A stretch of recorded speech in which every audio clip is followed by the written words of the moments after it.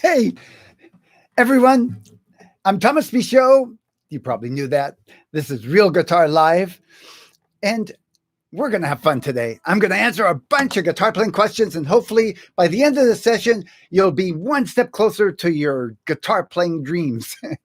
And also, I want you to ask questions along the way. I have a bunch of pre-submitted questions, and I'm going to start with those.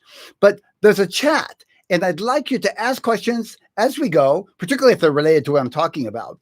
And when I see something in the chat that's related, I'll jump over there. If you could, start your question with the big letters question, because I'll see it much better. By the way, I've been saying for a long time, I can't quite see the chat unless I look really close. Well, I found out I can make the text bigger. So progress.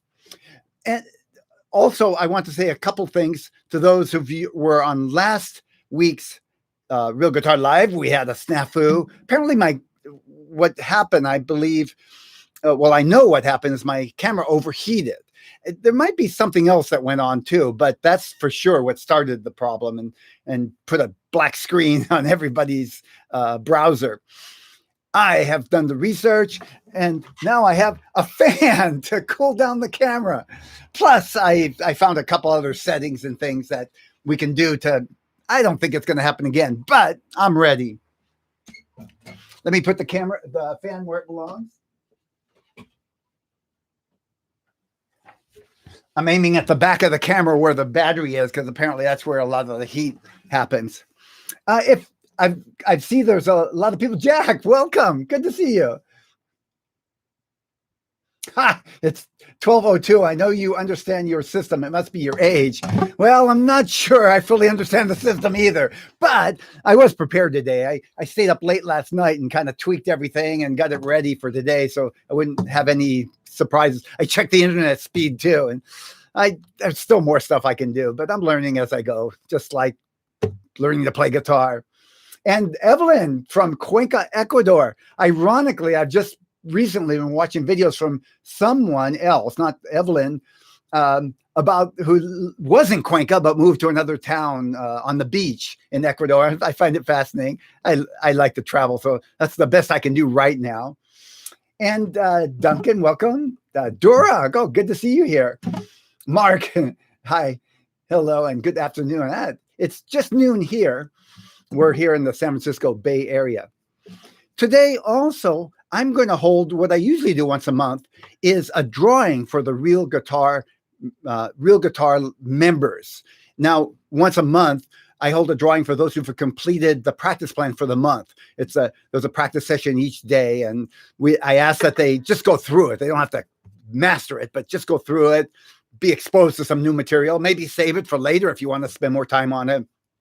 But then each month, you've been exposed to 20 new lessons and some combination of techniques and chords and strums and things that will keep you moving ahead. And it seems to really work.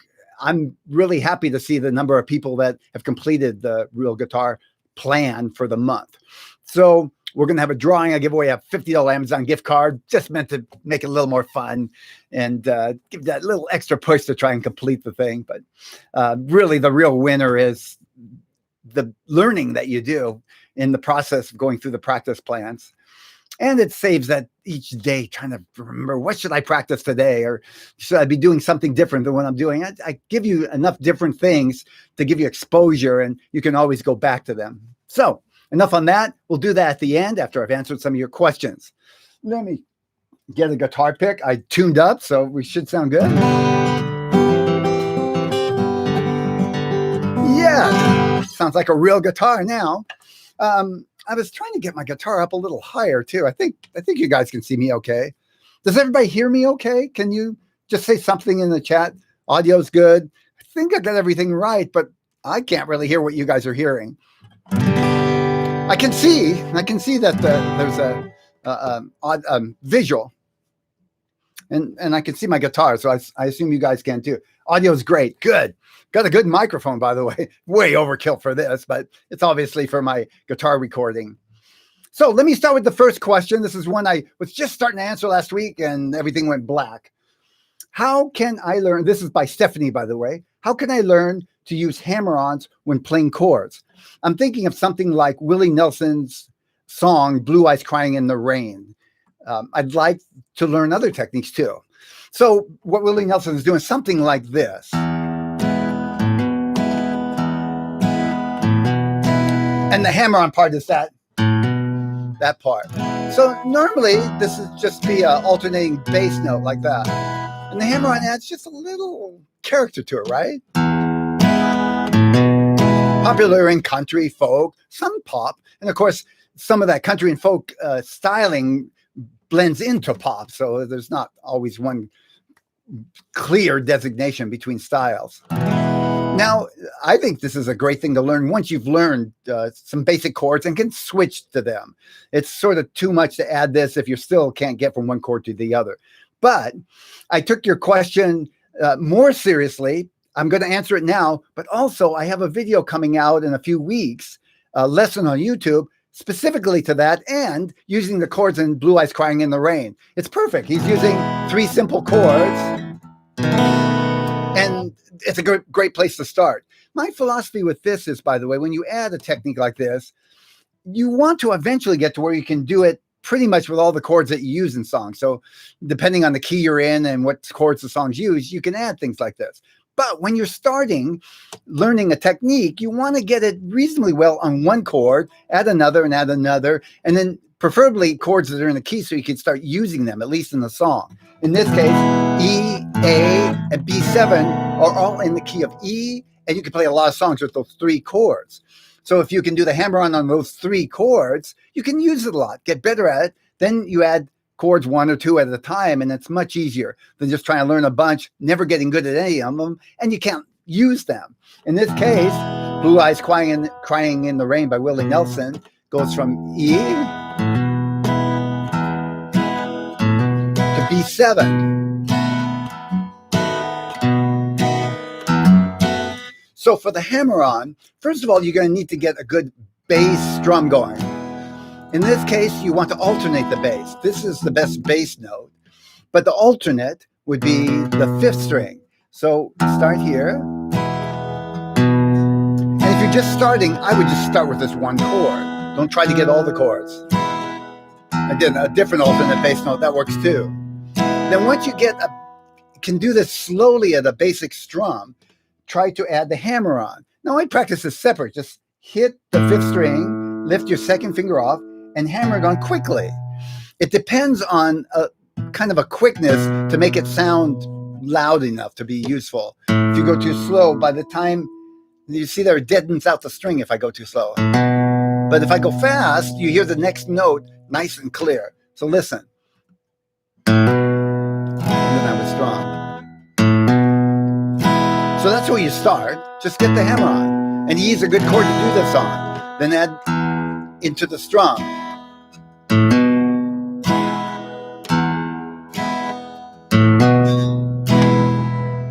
So the next chord there, I'm going to move on, of course, but if I had you here as a student, I would have you practice that for a while. Maybe depending on how close you were to getting it, I might even have you just do that for a week before we go on to the next chord. But it's reasonable to add a 2nd chord. B7's a good one.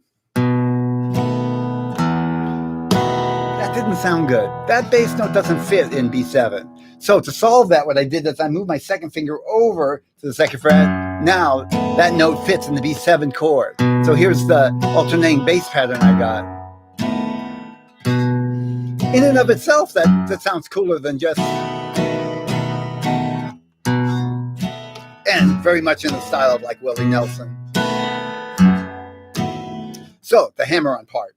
I'm hitting the 5th string. And instead of hitting directly on there, I'm lifting my 2nd finger off again, very similar to the E, and then hammer on. So with the B7, it's strum. And again, practice that.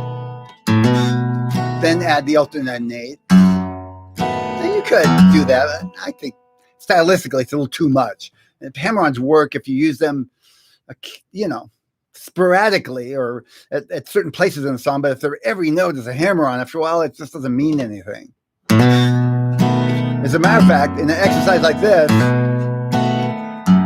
I probably wouldn't. In an exercise, I would use it to get good at. There we are. But in a song, I probably wouldn't hammer on every time either. I'd mix it up a little bit to keep it interesting. Finally, I'm going to show you the A chord. But again, if you're just new to this, I'd stay with the E and the B7 and then add the A later. I'm doing the A. Well, I'm going to do it with a kind of the most common way people play A, the first, second, and third finger. But it works with any form of A. I usually play A like this. And some people play it with the third. That's a second, third, and fourth. Pinky. So I'll do it like this first. And I would do the first hammer on right here on the fourth string. So alternate. Not like that. There we go. So an exercise might look at some point like this.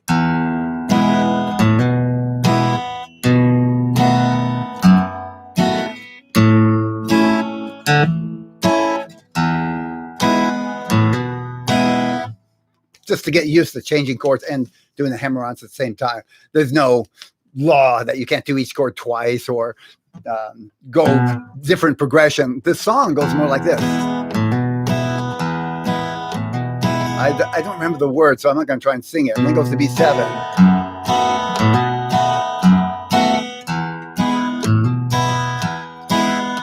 And then goes to A.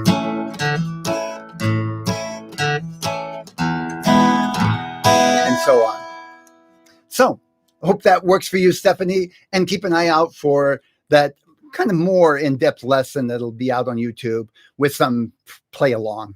You know, I like to show students something and then have them play along with a track slowly at first and then send them out on their own.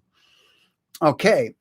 Thomas, where can I find your music? I found one flamenco recording on YouTube and it was beautiful. Thank you, Patricia Jones. Appreciate that.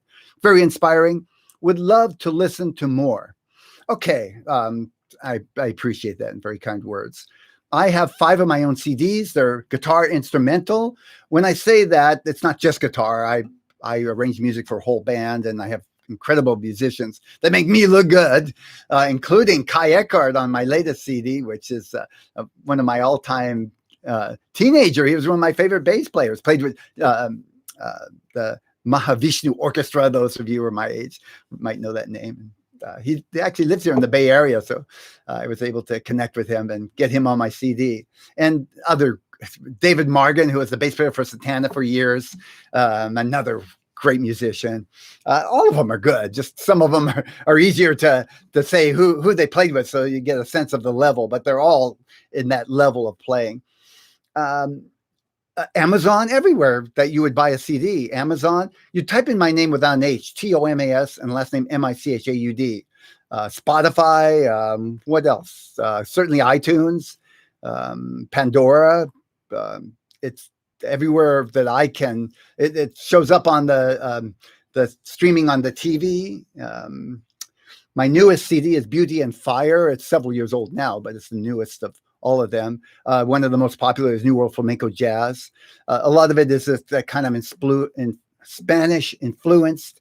Yeah, the tongue's still catching up from this morning. Spanish influenced instrumental music. Some people categorize it as world music. Some people categorize it as new age. It's probably somewhere in between. Guitars, bass, percussion. So I'll put a link. Certainly, that would be a good idea to put a link in the notes on this when the notes come out, and you can check out my CDs. Of course, you can listen to everything on iTunes, Amazon, and CD Baby. That's where I buy a lot of stuff. And you can listen to it and see if you like it before you buy anything. And you can download it as well as buy the CD. So CDs are not such a thing anymore. Huh? Thanks for asking, Patricia. That's very kind. This is Madeline. I hope I said that right. Madeline. My main frustration is I cannot get a clean C chord. Sound is muddled. I can't get it clean. Okay. Well, Madeline, you're not alone. I know when I first started playing chords, I couldn't get, any of the chords to sound clean like I can now. And I realized looking back, over time, as well as I see the progress with students, it's a lot of little things. They keep doing the chord over and over. And over time, they angle fingers just a little different, the wrist, and little by little, the notes get cleaner. Of course, the way to speed that up is to just spend some time on the individual chord. Make it no expectation of getting it right. See where it's going down. Like I'm deliberately angling my finger down. See, you couldn't even tell, huh? Look, sounds, doesn't. That was such a small movement. But after a while, what you do to speed that up is you keep listening. Listen to the notes. Do that, 5 minutes a day, every day. Consistency is important here. And I don't mean to exaggerate, but you really can, find what you need to work on and work on a little bit each day. And over time, that speeds up the progress of getting the chord. Probably if you do it enough times over years and years, you'll get it eventually, but you might also get frustrated and quit before you get there. So practice the chord a little bit each day. I have students do this exercise. Take your fingers off, put it on, check it out. You're practicing getting the fingers in the right place fast. Take them off, get it on. No, not good. Fix it. Okay, that's better. Take it off, put it on. And a little bit each day, drills, some sort of like you're doing your calisthenics. Hopefully you're practicing a little every day or most days. That's your warm-up. I promise you it will work. I've seen it work over and over and over.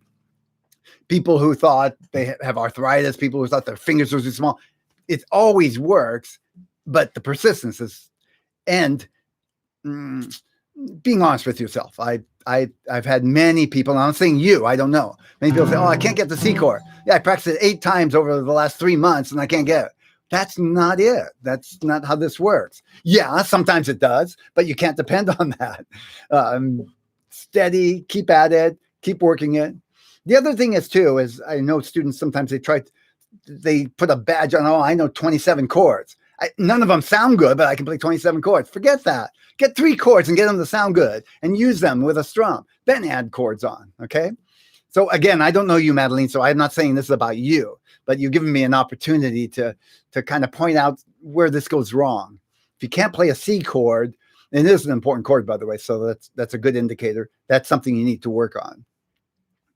And be patient in the sense that it's okay if it doesn't sound perfect every time. You don't have to wait until it does to move on to something else. Get it, 80%-ish in that area that you think it's just about there, and then move on.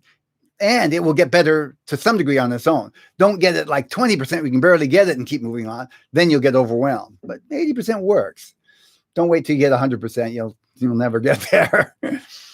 Okay. That was a bit of a rant, but I've taught a lot of students personally when I was at Starland full-time, and I was a guitar teacher full-time at my music school, Starland School of Music in the Bay Area here. And I saw this over and over and over. People would basically do some of the things I said, do something 4 times. It doesn't work. I can't do it. And I had to kind of coach them. That's unrealistic expectation. I know this is by Terry. I know the shape of the bar chords, but I struggle to get there quickly. I do understand that it takes time. Good. And any suggestions speed things up. And I know, Terry, yes. So Terry, sometimes you do have to go back a little bit and get some of the basics right. What I do in my real guitar program is I run people through bar chords kind of a little bit at a time, starting with power chords, adding fingers, and practicing the bar separately and then putting it together little by little. If you can make the form of the bar chord, it doesn't mean you can play a bar chord. That's one aspect, is remembering where to put your fingers. But there's, again, a lot of little subtleties of where you angle and how you press down the bar and those kinds of things that it doesn't, when you jump straight into bar chords and start using them in songs, you don't get enough practice on all the little individual parts to get it to sound good quickly. The thing is, if you really do it over and over and over enough times, you're probably going to figure it out eventually. But it's a rough way to go. And a lot of people quit before they get there because they try to jump right into bar chords and use them with, maybe open chords. and expect the bar chords to come as quickly as the open chords.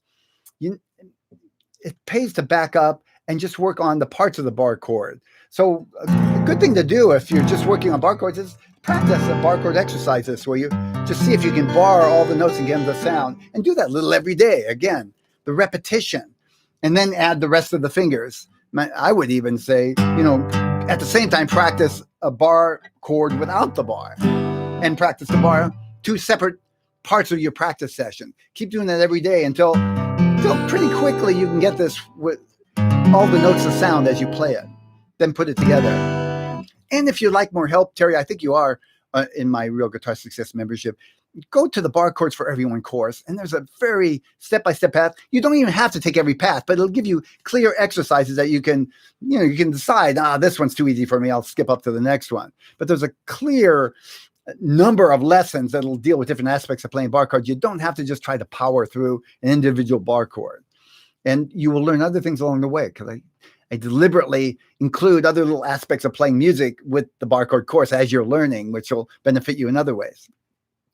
Good question, Terry. Bar chords are an issue for almost everyone I've taught guitar to. And it's a jump from playing the open chords. It's a bigger jump than just learning another open chord. And Brian says, I'm still struggling with chord changes. Same thing I would say with Madeline.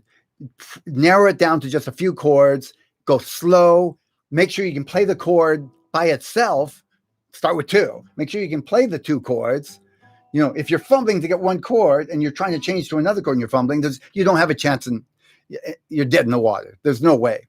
Get 80% of the way to being able to finger the chord within a couple seconds of, I'd say 1 second of getting your fingers up there and having it sound decent. Not perfect, 80%. And same thing with second chord. And then practice slowly changing from one to the other. First with no rhythm, and then up the ante with the metronome, or at least keeping a beat. 1, 2, and then you have to get there by the time you hit the next beat. Then add the third chord, and so on. It works. I've seen it work over and over and over, but you have to be persistent, and you need to really put in the time. I'm talking really 5 minutes a day, but consistently over a period of time. Within a week, you'd be surprised if you really spend 5 minutes a day on the same thing over and over, how it kind of just comes together. And it's even better if you can do it like twice a day. 5 minutes is nothing. 5 in the morning, in the afternoon, do the same thing, because it helps your fingers not forget what you learned, the less time you leave between practice sessions. Better shorter than hour-long practicing. Try to get it and just make your fingers sore and your hand cramped up. Okay, that was a short question with a long answer.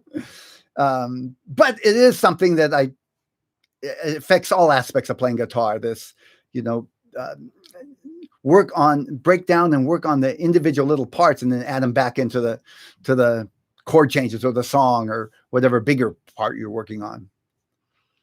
When I play fingerstyle from a song, this is an interesting question. This is Rod asking. He says, I'll try not to make this too long. He says he plays fingerstyle and he notices on the tab that the tab is saying finger it one way. And he looks up top and there's a chord symbol. So he's not sure if he should just play the chord symbol and then follow the rest, or just stick with the tab. And in fact, that's an excellent question. I haven't thought about that for a while. I know I write tab and I write songs in tab as well as play songs from tab. The chord symbol is up there to give a hint, so to speak, of what the harmony, we would call it, what the harmony is in that measure or several measures, whatever we're talking about. But it's not meant to finger the chord and then play from there. In fact, a lot of times when I see a chord symbol up there, it doesn't really indicate nothing about where you should put your fingers. In short, follow the tab. Just use that chord symbol to give you kind of a hint, an idea of the end of the chord you end up playing. So as you play a chord, watch this.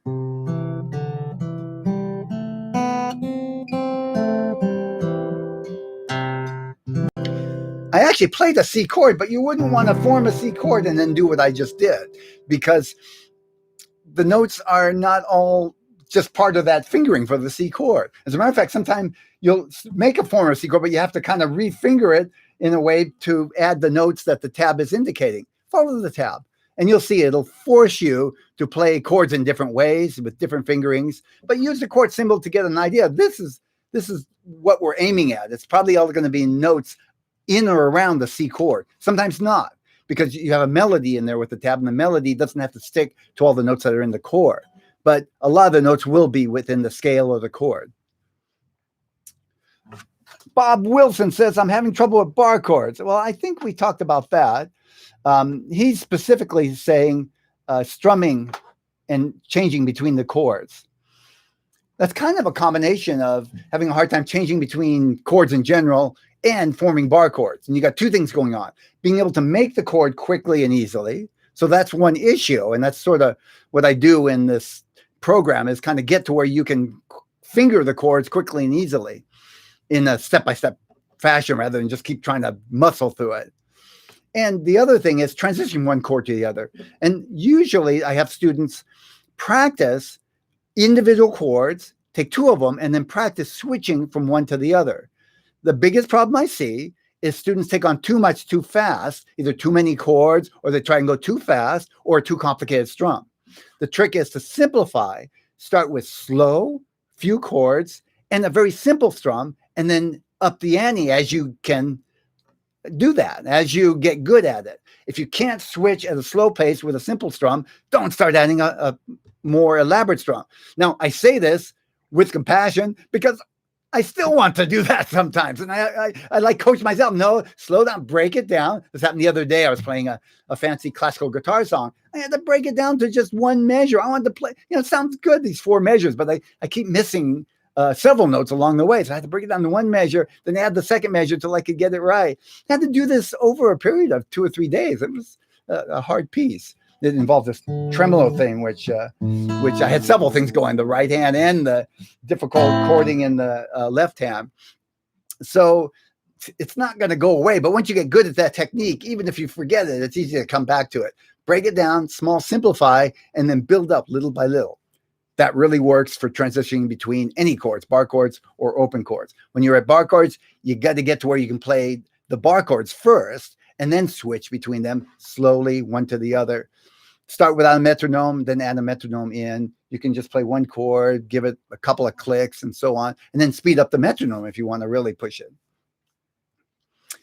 This is Clara G. How do you perform a slide on the guitar? So I think she's talking about this.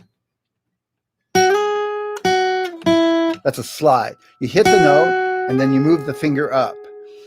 So it's common in melodies.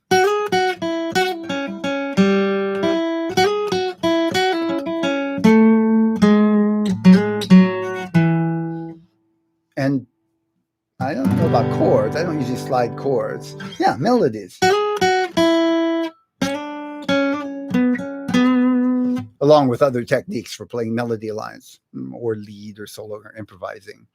The basic technique of a slide is you hit the note that you're on and you think about the note you want to get to, and you quickly just move your left hand without another hit in the right hand. It doesn't work slow. The note dies away and you get this muddled stuff in between. It has to be a nice, smooth, quick note.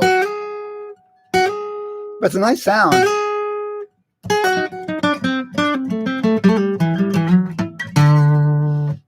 It adds character. I hope that answers, and feel free to chip in if you're online and if you want to clarify. How do you find the time signature of a song? This is Louis G. Time signatures, the easiest way to find time signatures is to get the sheet music and look. In the beginning, it'll tell you what the time signature is. It's usually either 3/4 or 4/4 in pop music. 6/8 is fairly popular. Still working on the tongue thing. Popular. And it's expressed by numbers, one on top of the other. The top number means how many beats are in the measure, and the bottom number means which beat gets which note gets one beat. 4/4 means 4 beats to measure. Quarter note gets 1 beat. 4 means quarter. Let's say, I assume that you're probably saying, well, I don't have the sheet music.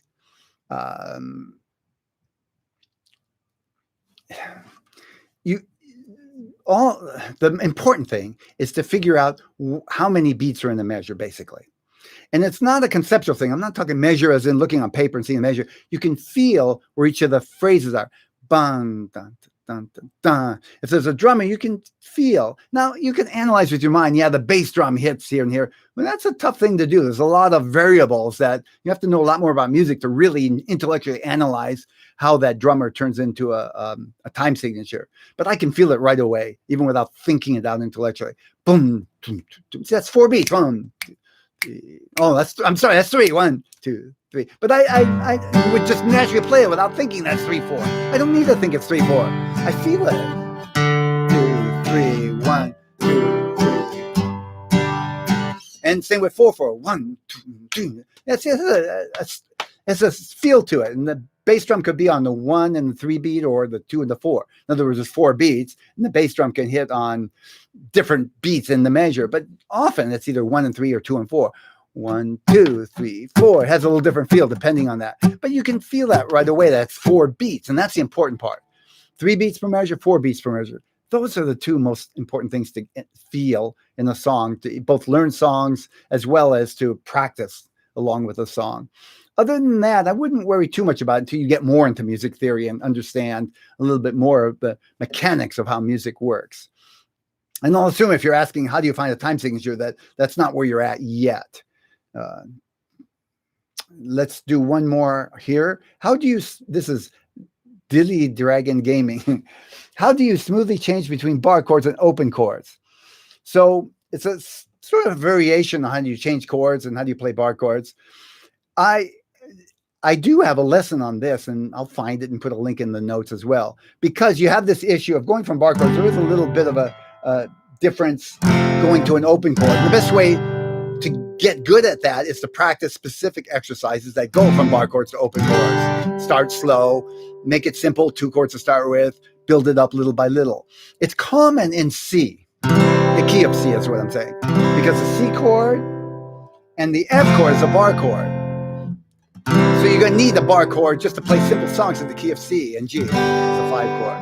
1, 4, 5.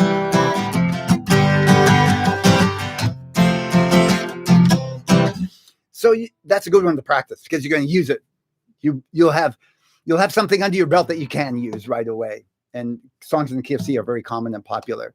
Practice going from just C to F. Get good at that. Use it. Then add another key with a bar chord. By the way, if you're just learning bar chords, make sure you can play the bar chord before you practice switching from C to F. And that means just working on the bar chord separately. It's okay to go back and forth. Try this for a while. If you see you're still fumbling on the F, add that into your practice again. Just F again. And keep doing that until you get good at being able to form the F within a second or so from no fingers on the chord. The other one in the key, another one that's common is a bar chord G, and you could always go like this to practice. F. Just a suggestion. That gets you moving between bar chords and back to the open chords. Another thing to practice. After that, you're 80, 90% of the way there. Find some other bar chords that you're using and practice coming and going from that bar chord to the next open chord. You're seeing a trend here? Break it down, little pieces. Make an exercise or find an exercise. Keep it slow, build it up little by little, add complexities. It works. It works for a lot of people in a lot of situations, not just music. I'm going to go over to the live chats and see what we got. Judy Wilson is Bob from Connecticut. That's a trip. Okay, I get the idea. You're using Judy Wilson's YouTube access. Hi, Mr. Pesky. And let's see if we got any questions here.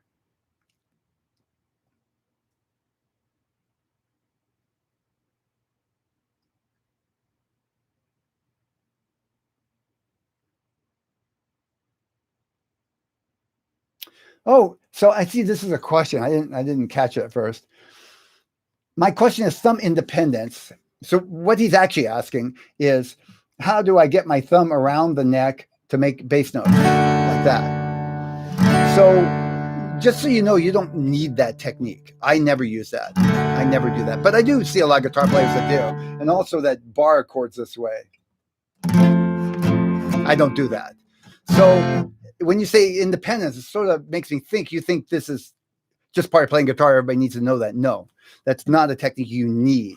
And in fact, I'll vouch for it. I prefer to make my D this way. This is one place it's commonly used. Is you make a D chord, but you want the bass note, a low bass note. So you bring your thumb over and make an F sharp here. So I wouldn't call that thumb independence, but of course that doesn't matter. What you're actually asking is how do you make chords using your thumb? And like anything else, you practice that. If you really want to use your thumb, I'd start with a chord that's common and play a simple progression that uses it. The D with the F sharp and the bass, I think, is one of the first ones that I would do.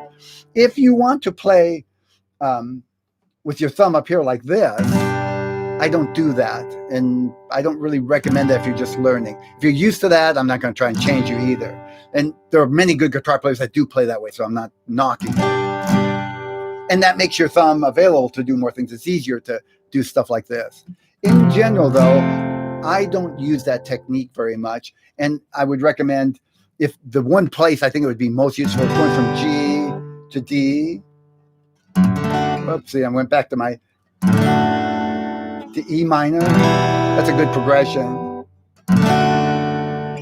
I can do it. The reason I don't like to do it is because of all this movement back and forth.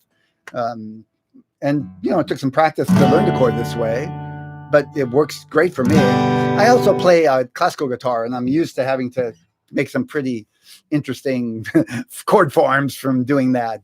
Jazz and Latin and classical guitar. Not as folk and country and pop rock tend to not have as elaborate a chord fingering as we're used to using. Okay, I hope that helps, Bob. But feel free to ask more if you want to clarify more. And let's see. How long have you been playing and how much practice did you do a day? This is Morgan Freelancer. How long have I been playing? I started as a teenager, just, about 10 years ago or so. No kidding.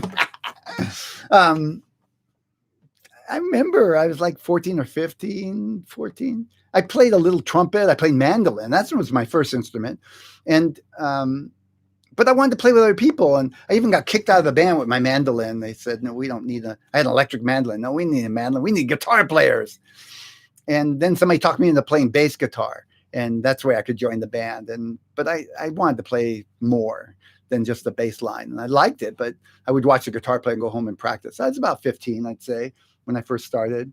And at first, I took lessons from different people, but not really good teachers. I found people who were good players that I like what they're playing and asked them to teach me. And usually they were pretty unorganized, which that went on until I got into college. Or actually before, I wanted to go to college and study more serious music. Classical guitar is what they needed. They weren't going to take folk pop guitar. I was already playing in bands and playing pop music, rock pop, that kind of thing, club bands. And teacher, first lesson told me, no, you're going to have to practice the basics. And best thing I ever did, get back, follow his plan, practice the basic techniques of classical guitar, improve my guitar playing everywhere, rock guitar, my acoustic guitar playing, and open the path for more interesting things like my pop flamenco music that I'm best known for, my CDs. I practiced anywhere from starting, half hour to an hour a day to maybe 5 hours a day on really busy days. But I was never one of those guys who practiced. I met these people who practice 5 to 8 hours a day. That wasn't me. I would say for me, 2 hours in a day was a good long practice. And I wouldn't do it at one time. I would usually practice for half an hour, and then come back and practice another half an hour. There were times I practiced a lot for two reasons. One, I was doing a concerts and I had something to work for. So that's where I'd push it. But the other places when I was going in the studio and recording a CD, and I would do this over and over. I would write music that I could just barely play. I could get it, but it didn't sound perfect. And then when it came time to record it, I'd have to practice it for hours and hours and hours every day until I could play it perfectly for the studio. And when I say perfectly, you can hear every little scratch on a guitar playing in the studio. So yeah, that really upped my game, having something to work for and having to work on it. Now I practice, I kind of hate to admit it, but really I practice less than an hour a day, technically 2 25-minute sessions. And my days go from morning to night because I'm making lessons and recording videos and doing a lot of stuff related to music, but not actually practicing. So I have a practice session in the morning when I first get up, after I meditate. And then I have a practice session after lunch. Again, both 25 minutes. When I make another CD, which I am planning to, in a soft plan, so to speak, with not a hard date yet, I'm going to have to up that because it won't cut it in the studio. Thanks for asking, Morgan. Patricia, sounds good. Somebody retracted their message. I guess they want to rethink that. Thanks, Rod and Thomas. Oh, I've had that question. Dora had the same question. That's great. I'm sure I had never thought of that, but it makes perfect sense that people would have that question about the tab. Oh, Paul really enjoyed my Edelweiss video. Thanks a lot for posting. Yeah, that was one of those things. I just got, I like the song. I figured out a finger picking version, practiced it for, a week or so, and then filmed it and then put it aside and haven't played it since. It's kind of fun to do that. Paul says he just started a year ago. He'd like to learn some Neil Diamond. He's working on it. And Rohan says, B chord tutorial. Yes, B chord is one of those hard ones. It's really hard to play without playing a bar chord. But even when you play a bar chord, here's a B chord. It's one of the harder bar chords to play, especially on acoustic guitar. Easier on electric, by the way. But I play mostly acoustic now or my nylon string guitar. My beautiful, this is really what I play most of the time. My Lester DeVoe.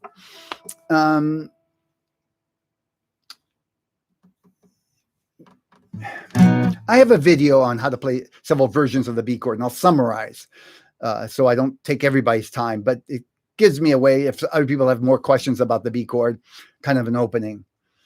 There are 3 ways to approach a B chord. If you're just starting out and you're still working on open chords, I would go with the simpler B chord, which is kind of a 4-note B chord. It looks like this: first finger on the second fret.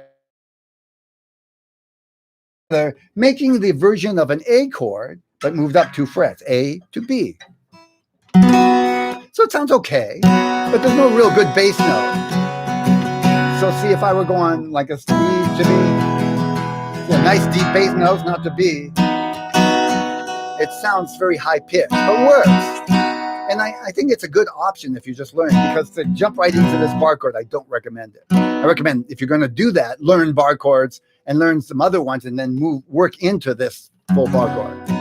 Now, after that, the rest of the options are some form of bar chord. You could make this chord here and then finger the bass note here. I don't hear the high string, and I'm deadening out this 5th string with my first finger. It's okay. At least I got a bass note out of it.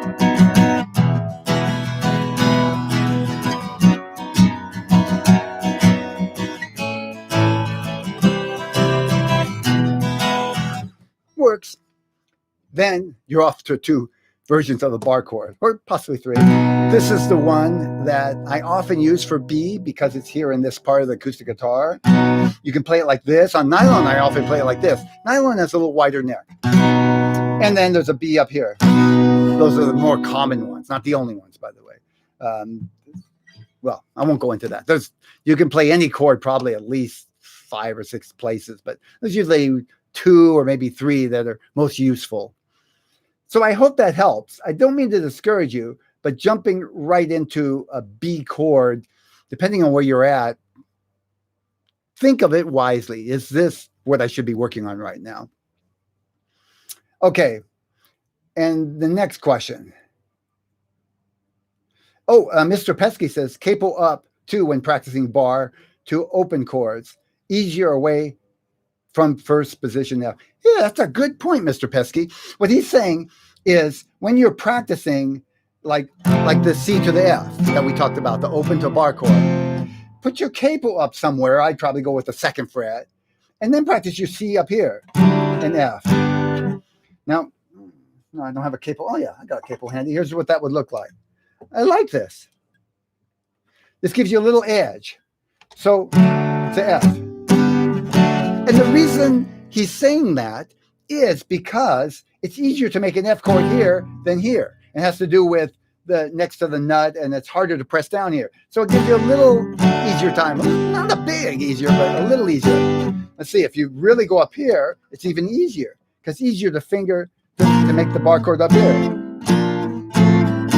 That's as far as I go. It's starting to sound kind of up in the air, high frequency wise. It's not so pleasing anymore unless you're playing with another guitar player and mixing them together. So I do that sometimes, put capos on, play a chord up in here, and then somebody else plays a chord here. The two blend nicely together. And Dora says, mandolin, Seals and Croft fan. No. You know what my first influence was? Rod Stewart, that song Mandolin Wind, or Maggie May. There's a famous mandolin solo in there. That's what really inspired me. I didn't know about Cross and Seals till much later. I had a little old guy, mandolin teacher here in Oakland. It was funny. He was teaching me polkas and Turkey in the Straw and stuff like that. I have to admit, it was fun. Okay, I want to answer another couple of questions on pre-submitted because we're almost done with that. Okay, this is one from Jeff is asking, as a beginner intermediate guitar player, can you help me come up with a list of things to practice on the guitar that would be productive to, say, a 30-minute practice session? I left this question on there, even though you can't really answer that. I can. I don't think anybody can really answer. They can pretend, but you can't really answer that. But I left it on here to deal with that issue. And I would love for somebody to just tell me, here's what to practice this week. Here's what to practice this week. But even if you have a private teacher and they know everything about you, what you're doing, what you've done, they can suggest some things to practice. But ultimately, on a day-to-day basis, you have to make decisions. But without me seeing what you're playing, Jeff, knowing exactly what you're working on, what styles you like, what where your problem issues are, I don't know if you call it beginner intermediate. If you're playing bar chords, you can play them smoothly and easily, or if you can do some open chords, but you still can't play bar chords. There's no way I can tell you what you need to practice. And even if I knew what you were playing, I don't know where you're heading. Are you playing classical guitar, folk, finger picking, jazz? Do you want to play all of the above and you just have to prioritize what's more important? That said, Jeff, if you are a member of Real Guitar Success, I would recommend, that's why I made that practice plan every week. It gives you a chance to experience different aspects of finger style, chords, strumming, some theory, some things more complex, some things easier, and you choose and pick which ones you want to work more on that fit what you want to do. Ultimately, you're the captain of this ship, Jeff. You decide where you want to go, and then you need to figure out where can I get the resources to get me there. And that's a combination of making good judgment calls as well as asking other opinions. A better question, Jeff, would be, I'm wanting to do finger picking and I'm having a hard time just getting my fingers in time. Do you have some specific exercise I can include in my practice session, in my list of things I want to practice that will lead me kind of to the next step? That's just an example. I didn't know if you want to do finger picking. So, and asking good questions, by the way, is a part of learning to play guitar. Learning to ask good questions has helped me so much. And first, I didn't know how to do that. I would basically tell a teacher either, I want to learn this song or this song, which was not a good question to ask because I kind of encouraged the teachers to go in a direction that wouldn't actually progressively get me better at playing guitar. And it's my fault. He wants my money, so they're kind of doing what they need to do to keep me happy. Asking good questions. There's a lot to be said about learning to ask good questions, and it takes practice. I'm still getting better at it. Jewel asks, I'm still having trouble with the F chord. Yes, welcome to the club, Jewel. But I can play F add 9 and F major 7. So what she's saying is she can play these non-bar versions of F. Those are two I often have students learn if they're just doing open chords. You can use these in a lot of songs. but not all. So listen to this.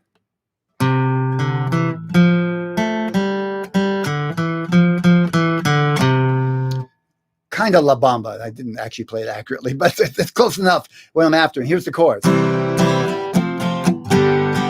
That's a Latin style of music they're not going to play. Sounds very different. It's not going to work.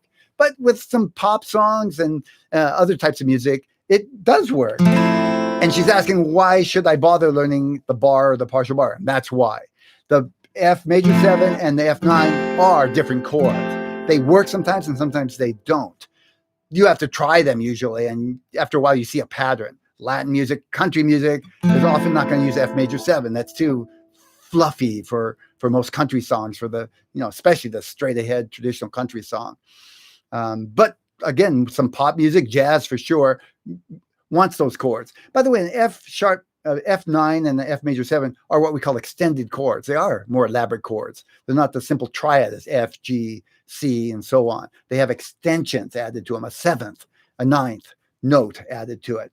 And I won't go into the theory of that, but it is a style of playing, more jazzy, and some poppy jazz stuff. Even some pop folk stuff uses some of those chords. So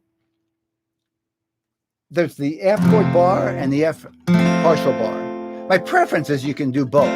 But if you're just learning chords, and Jewel is a member of Real Guitar Success, I would really recommend you go through the bar chords for everyone course. And if you're not there yet, if you haven't completed the beginner's journey and you still need some of the basic stuff, just wait on stick with the F add 9 and the F major 7, and every now and then try the partial bar F or whatever. I'm not saying never touch it, but don't worry about it until you get to the bar chords for everyone and follow the system. You'll see it's much easier. And again, I add some other stuff that'll help you make the whole thing make more sense and help you in other areas of playing. So you're going to kill two birds with one stone. And that's a terrible saying. We got to figure out another, erase that from my vocabulary. You'll be getting two results with one trajectory, one effort, something like that. We're not killing any birds here. I practice a lot. This is Terry. Is there a way I can toughen up my fingertips and they get sore? Another common thing issue, Terry. Yes, especially on steel string acoustic guitar. That's the worst. Nylon, much easier. Electric, easier because the strings are thinner. The best way to toughen up your fingertips, honestly, are practice the guitar. And practice in short sessions so they get tough without hurting so much that you don't want to practice. I've heard all kinds of tips, and I have a lesson on that too. I'll try and add to that. I've heard some people put little crazy glue on their fingertips. I tried it once. It kind of works. It leaves a tough film on your fingers, but you can still play. I've even saw some people play with some gloves. But needless to say, the problem is there's a process going on. When you keep putting your fingers on the notes, little by little, you're building calluses, but that's not all. Your nerves are getting the clue that, hey, we're going to be doing this. We'd better kind of desensitize there. So you're getting calluses, thicker skin, so to speak, but you're also desensitizing the nerves a little bit, enough to where it doesn't hurt so much. And that process comes from methodically and periodically, no, I'm trying to say regularly, periodically as in regular intervals, practicing the guitar. The best thing you can do is be very consistent about practicing for short periods of time, regularly, once, maybe even twice a day if it's very short. I usually, if I'm doing a good practice, I put it into once a day. But for little things like this, sometimes it's beneficial to do a little bit at different times of days till your fingers get tougher. Now, there is one more thing you can do that I do recommend. Putting lighter strings on your guitar or something called silk and steel. Because these are easier to press down, they allow your fingers to get tough slower, but you'll keep practicing. And then you can always put heavier or different strings on your guitar as your fingers get tougher. It's a good one. If you can bear it out without doing that, that's fine too. Just make sure you can. You're being realistic. You don't want to stop practicing because your fingers are sore. That puts a damper on things. Your fingers recover, you go back, and they start getting hurt again, and it just goes back and forth. Good question, Terry. And believe me, you're not alone here.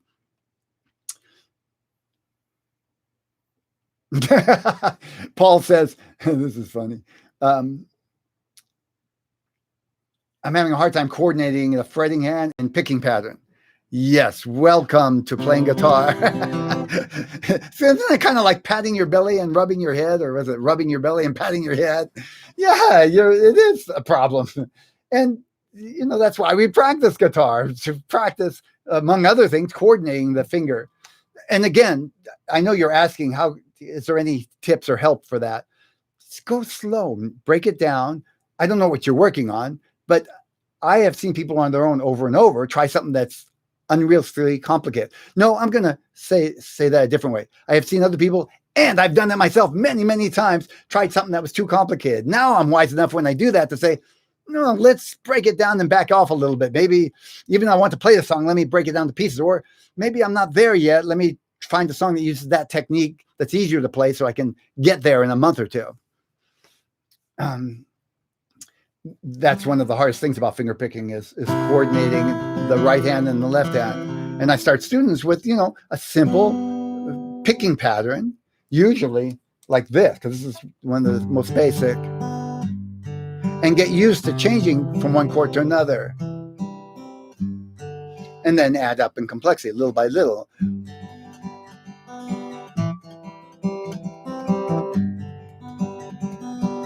It depends on what kind of picking you're doing too. When you say finger picking, you could mean just patterns like this, or actually songs with.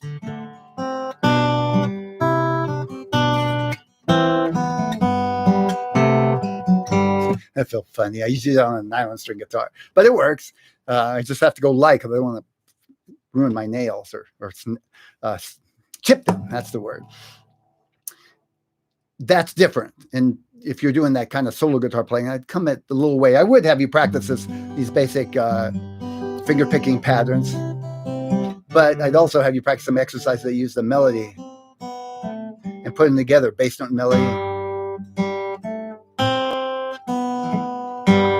Here's one.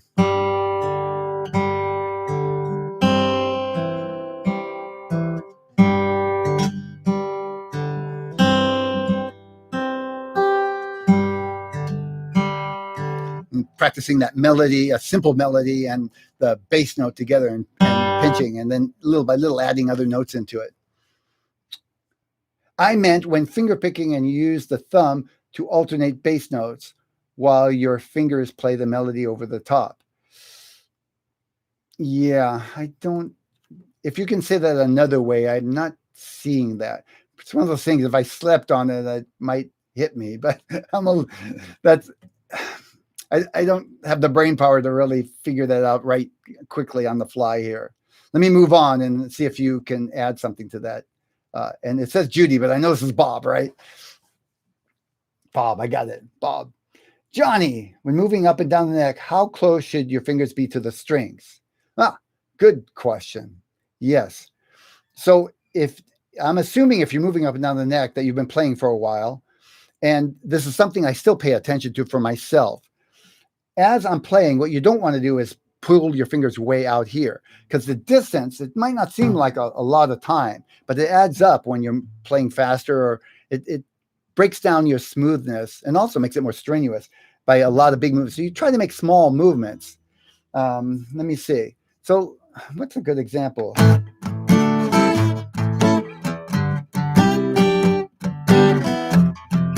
I'll take this one with bar chords.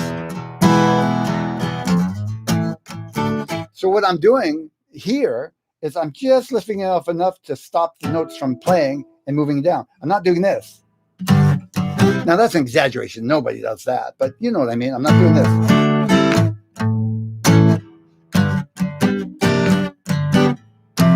There, that was an example of what I would not do.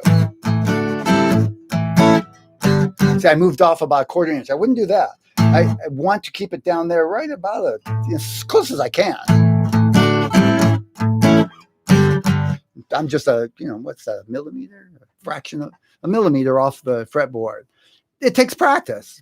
The tendency is I still have a problem with my finger. Oh, let's see, go backwards. My pinky keeps wanting to stick up in the air, and I work on that, and it gets a little better, but it's not hurting my playing, so it's not a kind of an emergency thing. But in general, you want to keep your fingers close to reduce the amount of space that you need to get back to the next note, whether you play melodies or chords? That's a good question. And that's a question that I wouldn't work on until I've been playing for a little while. It's just not a high priority when you're first learning.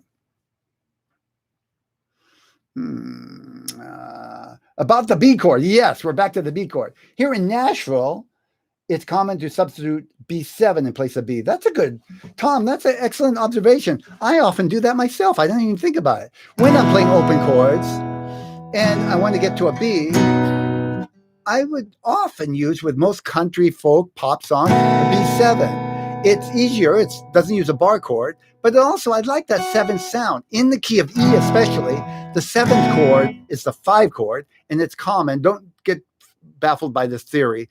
I'm throwing out just little tidbits to think about.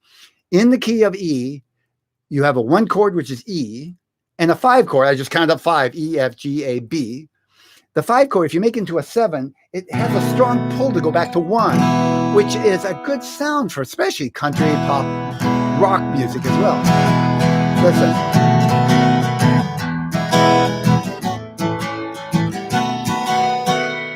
And it wants to go back to E, the 1 chord. So I often substitute a B7, or I don't know if I substitute, I never even think of it. I just go right to the B7. Depends on what you're playing. If I were playing bar chords,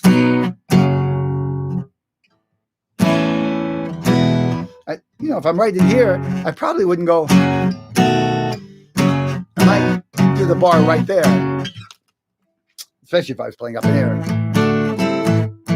Here's a B. I couldn't really use that B7 way down there. That would be not only a weird swish, but I'm doing a technique that requires me to get back to that bar. So B7 is a good one. If you can use it instead of making the bar, I'd say do it. Question, finger picking. There seem to be a lot of picking combinations. Heck yeah. There's probably no end to them. What is the easiest to sort of master, then build on? I start, and this is not the gospel way to do things. I think this works for many students, and this is what I do. I start students with simple chord progression, starting with the bass and 3 notes after. So I often say it this way. I didn't want to say this until I explained it. I call out the string name because it's a finger picking lesson. Right hand, the fingers, place them on the strings, put the thumb on the bass note, and the other 3 fingers in a line. Now I call it the strings. 5, 4, 3, 2. And that tells us student very quickly what strings to pull the finger on. I don't need to say the finger because the fingers are assigned 1 per string. And that's where you start. And get smooth at it. Start slow. And then practice doing it with moving chords. By the way, when I go to G, I got to move my thumb down to the 6th string. But the other fingers stay right where they are.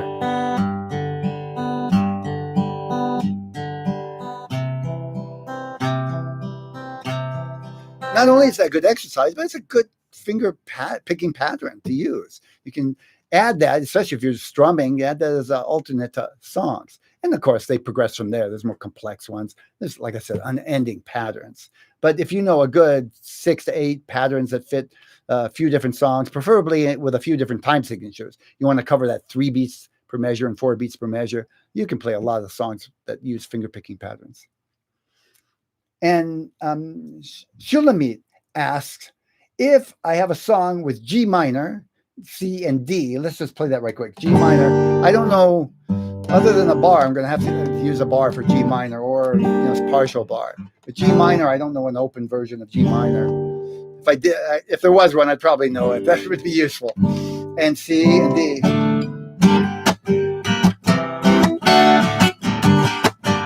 I like it. Okay, I just made that up. I don't know if that sounds anything like what she's doing. I put the capo on the 3rd fret. What key is it actually playing if I want a pianist to play along? Okay, we can do that. But of course, being the teacher I am, I'm going to let you in on my thought process. I'm not just going to tell you. I'm here in G. So what key am I in? Shulamit, what key am I in? G minor? Yes, very good. 1 chord, 4 chord, 5 chord, 1 chord. I'm in G minor. So I got to know where I'm at if I'm moving up to know where I'm going to. If I go up 1 fret, that's G sharp minor. I went up half step. Yes, we could call it A flat. In guitar, we often use sharps over flats, but it's not absolute. Let's just go with G sharp, right? We're going up, sharp, half step. From G sharp, the next note is A. Now that's an A minor, key of A minor, right? The first chord is the same as the key in this case. So now I'm in A minor. 1 more fret, that's A sharp minor.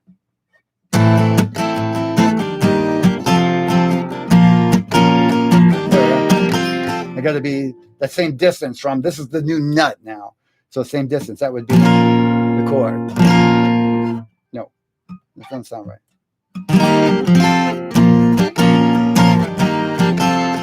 Oh, it is. So I'm playing a G minor form or a minor bar chord form. You could call it G minor because we went from it, but it's not G minor anymore. It's, what did we say? A sharp. G minor to G sharp, A sharp. This is now an A sharp or B flat, again, depending which way I'm going. I can look on my guitar neck, I look at the bass note, I know that's either A sharp or B flat. There's A sharp, so I know I got A sharp chord. But I can also figure that out from how I moved up with my capo right there. So, hope that helps not only with what key you're going to tell people that you're playing in, but how to figure that out. And that's very useful. If this is something you do a lot, I would practice that. I would practice, putting capo on, figuring out what key it's in. Even if you had to, get some paper out to check your answers, unless you had somebody there who could say, no, that's not quite right. So the more you do it, the easier it gets. Okay, we have just a few more questions. We're going to end for today. It's been a great session, guys. And before we end, I'm going to give away the $50 gift card. Have you played a 12-string guitar? Yes. And when I say I played the 12-string guitar, I just played it the same way I played a 6-string, only my fingers had to hit the double strings. For me, it wasn't hard to change because I played mandolin. Mandolin has double strings, so that feel of 2 strings at once is not a thing for me. But I have a hard time finger picking on 12-string. I'm not used to getting my fingers in between those 2 strings. So I usually stick to strumming when I play a 12-string. It's pretty sound. Makes you sound, simple chords sound super big when you play a 12-string. But if you're just learning guitar, I think you should learn on a 6-string. Or get a 12-string and only put 6 strings on. Then you'll have that little wider neck and more room between it. And you can always put the other strings on later when you're more experienced. And what styles of music can be played? I think I'm not getting the full question. Let's move on. You can add to that, Bradley, if you want. If I would just answer a question now, any style you want, but on the 12-string. Thank you. I'd be curious what everybody thinks. I mean, I've heard folk, country using a 12-string. I've heard some pop.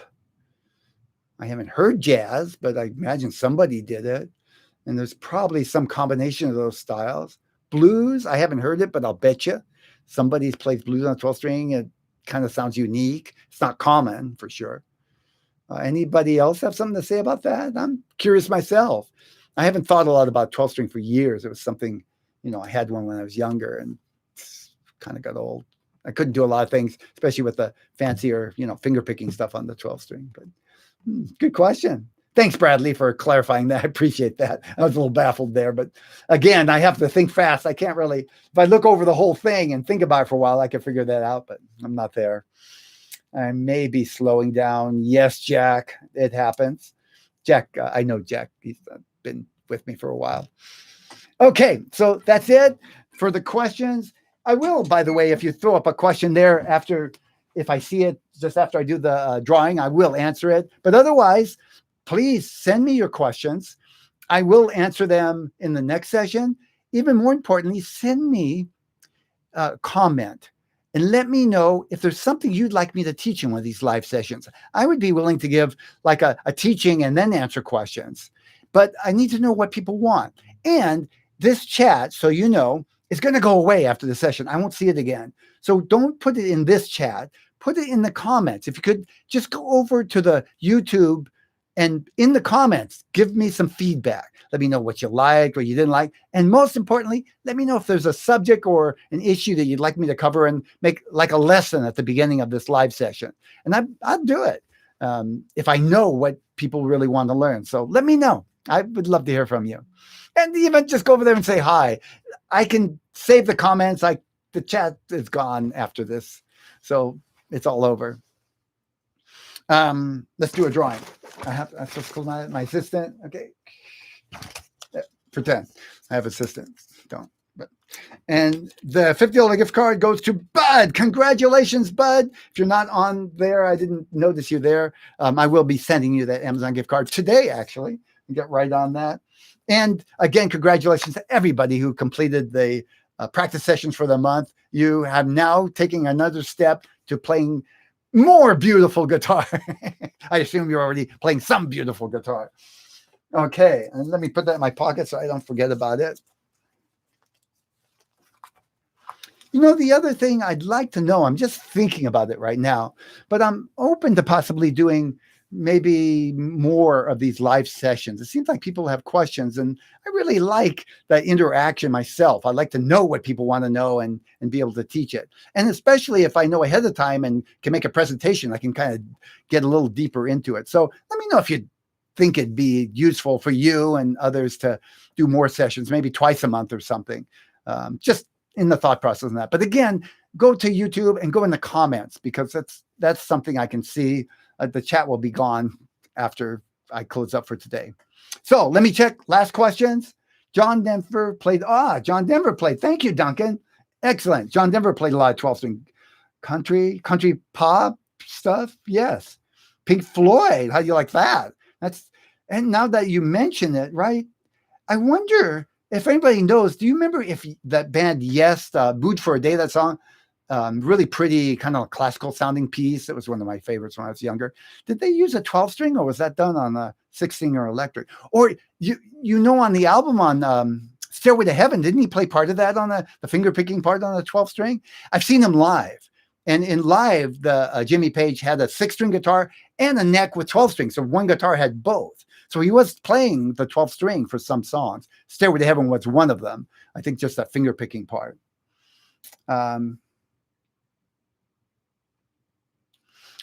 Clara is asking what the name of chords are that have a slash. When you see a slash, what that means is, for example, 2-7. I don't know about numbers, but let's say it says G/D. What that's saying is that it's a G chord, but we're using D in the bass note. So normally you play G chord, you assume the bass note is going to be G. But if you put a slash in D, that means we want D in the bass. And it does change the sound of the chord. Even though D is a note in the G chord, putting it in the bass changes some of the sound a bit. That's common. I just showed a D with an F sharp in the bass. That's a common slash chord, I call them. D/F sharp. And there's more. C/G is a very common one. G/B is very common, especially at finger picking. It's one of those chords of the bass note going down. Good question. That's really helped me, Tim. Pink Floyd, and I'm starting to remember now some of the rock bands that pulled out 12 strings. It adds some character, some variety to the music, especially anything that was more softer or finger picking. The session has been awesome. Thank you. You're very welcome, Wayne. My pleasure. Jack, again, thanks for showing up. Good to hear from you. And that's it for today. It's been a pleasure. Thank you all for being here with me. I look forward to seeing you again soon. If anything else, first Thursday of the next month, I will be here. And if you probably figured out, I think I got the technology worked out, and I think I'll even be able to improve it a little bit. I'm working on something. And maybe we'll start doing some more. I'll see what you guys have to say. Bye for now. Bye, Clara. Bye, Johnny. Bye, Shulamit. Good to see you. Good to hear from you. Oh, by the way, Shulamit, you know, Ami is, she's in the hospital now having her baby. Yes. Yeah. Ami used to do these live sessions with me, but she's occupied right now. Be back probably next year or early next year. Bye.